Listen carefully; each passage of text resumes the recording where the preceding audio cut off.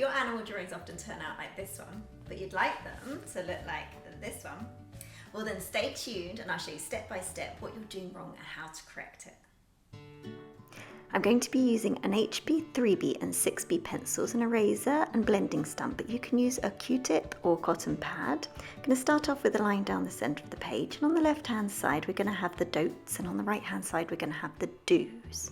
So the first common mistake is drawing in individual hairs first onto a white background. The skin underneath the fur isn't actually white, so this needs to be drawn in first.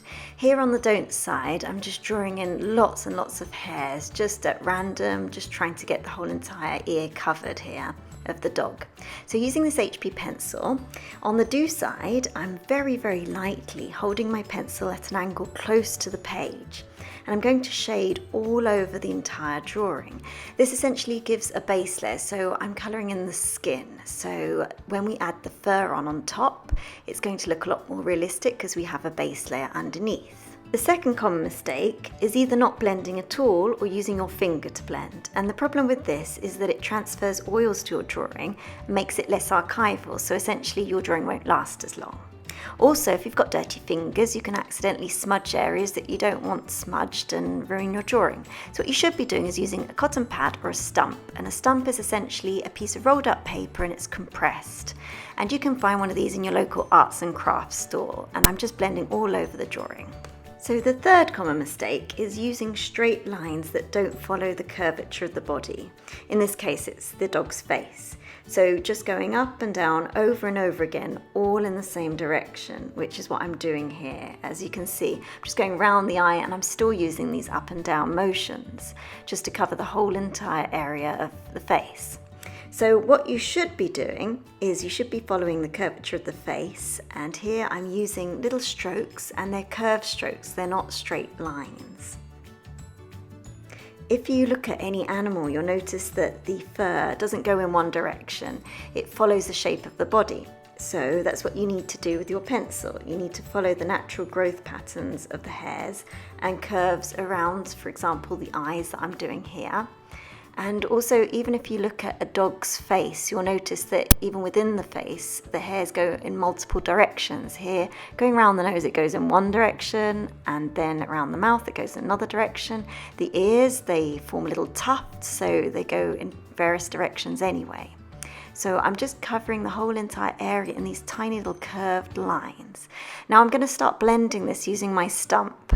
It's really useful to blend as you go along, so it's just a lot of repetition. We're adding hairs, we're blending them, then we're erasing some again, and then we're adding more. So I'm just showing you just blending with the finger on the left hand side. And what you can do to erase and to produce highlights, you can use an eraser.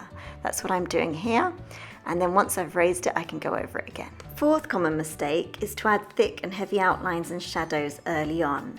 So here I'm drawing the outline of the dog's face and I'm using a 6B pencil, which is far too dark to start doing the shadow areas. So I'm doing the eye here, it's all very dark. I'm doing the whole entire outline and this thick black, which doesn't look realistic at all. Now I'm adding some really dark shadows straight away, so there's such a contrast. What I should be doing is using the 3B pencil and gradually building up shadows. So first with the 3B and then I work my way up to a 6B. And I'm starting off with the darkest areas first to create a contrast between the tonal values.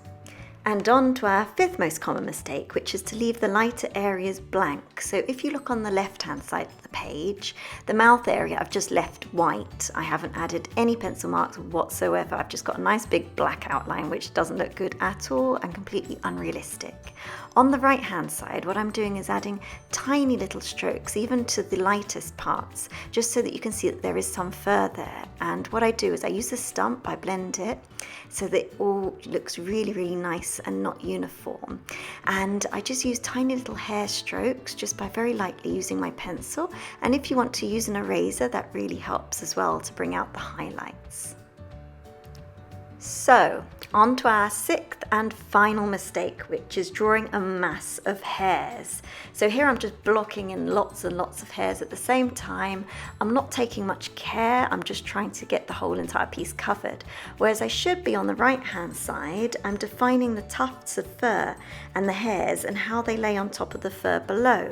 So what we're essentially doing is just building layer upon layer of hairs, which is basically what fur is. It's layer upon layer of hairs. So we need to depict that by doing layer upon layer of drawing. So it does take a long time. I'm not going to lie to you. You know, the left hand side took me 5 minutes maximum, whereas the right hand side took me a lot longer because it's just a repetitive process. And yes, it can be a little bit dull, but if you want to produce something really realistic, you have to put in the effort and the time. And here, what I'm doing is I'm defining every single little hair around the muzzle. I'm just going over and over. So you have to draw the hairs, and you have to blend the hairs. Then you have to draw some more, keep on blending, and then erase some so you can produce the highlights. Then add some more hairs on top until you get a really realistic drawing, which is what we have here on the right-hand side. So if you're willing to put in the effort and the time, then just keep on doing it. Just add and add and add, and then erase and then add a little bit more. So that's really all that it is. There is to it, to be honest.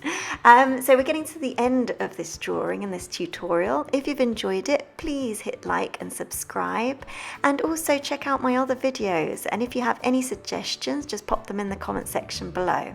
So thanks again for joining me today, and I really hope you've enjoyed it. I'll see you on the next one.